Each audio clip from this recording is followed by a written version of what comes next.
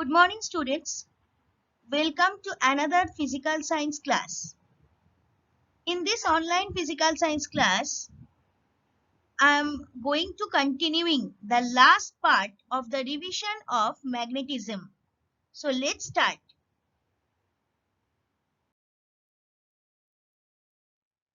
Now here I am going to discuss first some important thing about magnet. First one is degree of induced magnetism. The strength of induced current depends on the strength of the magnetic field.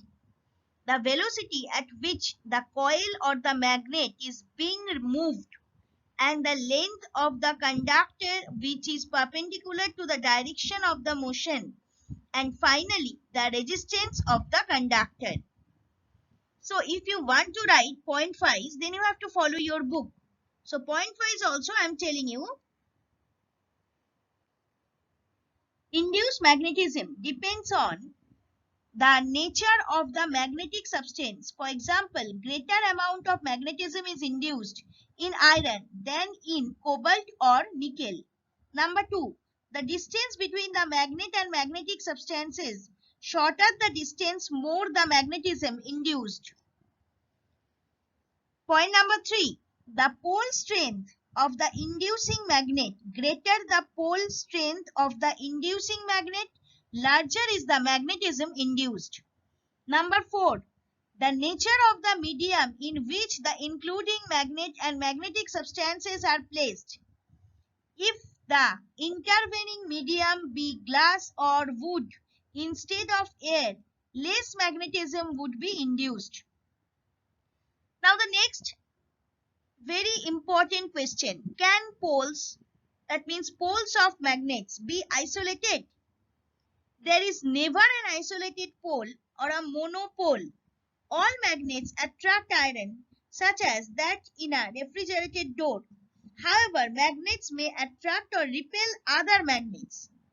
But the two poles of a magnet can't be isolated. See the diagram?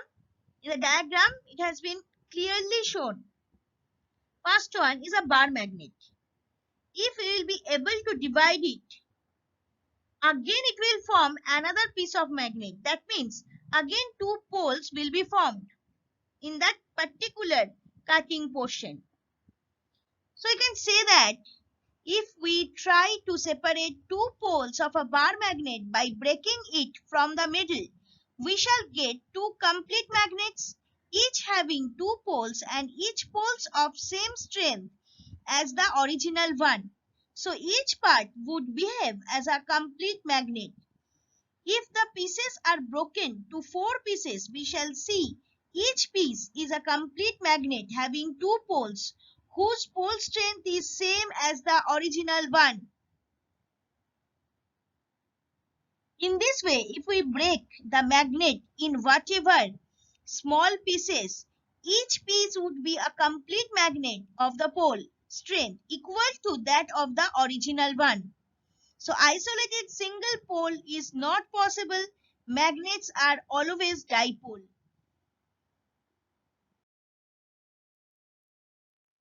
Now, what is the molecular theory of magnetism?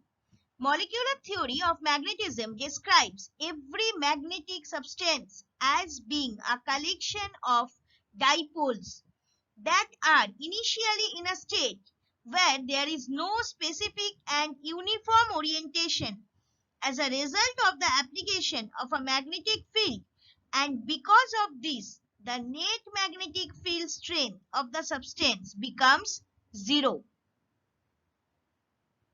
Okay, now I am explaining this whatever I am saying. First you see the diagram. There is a bar being magnetized, means a bar magnet being magnetized. Okay, so bar magnet means it's a steel bar. Suppose it's a steel bar or iron bar. Now the second one is a magnet. So when you are dragging that magnet on the upper surface of that particular iron bar or steel bar, whatever it is, iron bar, quite possible, iron, cobalt, nickel. because they are all magnetic substances. So what actually happened in small yellow color, small pieces of magnets are called Weber element. Okay. So from the fact that an isolated pole is not possible, Weber, a scientist, suggested that each molecule of a substance is a complete magnet having two poles of equal strength and opposite type. These molecular magnets are named after the name of Weber as Weber element. So these yellow colored small magnets are Weber elements. Afterwards, based on Weber's theory, Ewing, another scientist, put forward the molecular theory of magnetism. So according to Weber, under ordinary condition, molecular magnets of a magnetic substance remain arranged randomly. And so, the effect of any molecular magnet is neutralized by other molecular magnets. And as a result, there cannot be any free pole on the surface of magnetic substance. See, they are already in random motion. These Weber elements are already in random motion. You see, in the diagram, they are in scattered condition. But when you are dragging a magnet on the upper surface of this iron bar, they are slowly arranged. That means they are all magnets, and see, they are facing the opposite pole each other. They are arranging themselves. That's why there is no magnetic strength at the middle of one magnet also. So you can say that although each molecule is a complete magnet, there is no external net effect of them because they are neutralize each other. Hope so you have understood this. When the magnetic substance is magnetized by applying magnetizing field, the molecular magnets are arranged parallel to the direction of magnetic field. Under this condition, opposite poles of the molecules come face to face and hence neutralize effects of each other. Only effects of molecules at the two ends remain effective. So one end becomes north pole and other ends become south pole. So it is evident that at the two ends there would be two opposite types of poles and they are of equal strength. From the diagram you can see that. Now, how does induced magnetism works according to this theory? When a piece of unmagnetized magnetic material touches or is brought nearer to the pole of a permanent magnet, it becomes a magnet itself. The magnetism is induced.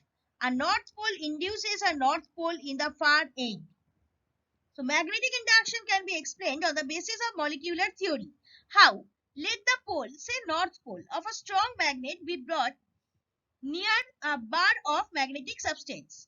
Closed chain arrangements of the molecules would open up and south poles of Weber elements would be arranged, being attracted by the north pole of the inducing magnet,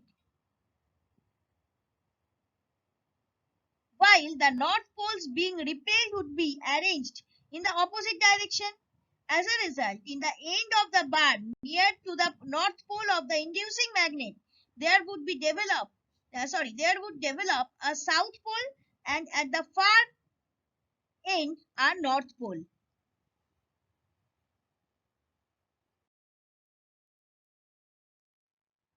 Now, last topic of this chapter, that is terrestrial magnetism. Terrestrial magnetism means the magnetic properties of the earth as a whole. What causes Earth's magnetism? The magnetic field of Earth is caused by currents of electricity that flow in the molten core. These currents are hundreds of miles wide and flow at thousands of miles per hour as the Earth rotates. The powerful magnetic field passes out through the core of the Earth, passes through the crust and enters the space. See the first diagram, terrestrial magnetism, the most natural source of magnetic field is Earth. So there is always a magnetic field present everywhere near the Earth's surface. The magnitude and direction of this field can be obtained approximately by assuming that the Earth has a magnetic dipole moment about 8 into 10 to the power 22 joule per time located at its center. This dipole moment measurement is not in your syllabus, so you can ignore just this portion. Dipole moment about 8 into 10 to the power 22 joule per T. Rest of the portion in your syllabus. Now see the second diagram. Earth, within Earth there is a magnet. Magnetic pole, one side is north, another side is south. Okay. Now so we can say that it is seen that freely suspended bar magnet sets itself in the north-south direction. Always you have seen. An iron rod left for long along north-south direction is feebly magnetized with its end facing north direction, becoming a north pole and other end a south pole. From this phenomena, it can be concluded that the earth itself is a huge magnet. This idea was passed due to Sir William Gilbert. Earth's magnetic field is extended up to about 1 lakh kilometers above the Earth's surface. Of course, it is still not known exactly about the source of this magnetic field inside the Earth. If a huge bar magnet of length much less than the Earth's diameter be imagined, then we can explain the behavior of Earth's magnetic field approximately. South pole of the imaginary magnet lies towards Earth's magnetic north pole and its axis is along Earth's magnetic axis. So that means you can conclude that Earth itself is a huge magnet. And from this only terrestrial magnetism, this concept is coming.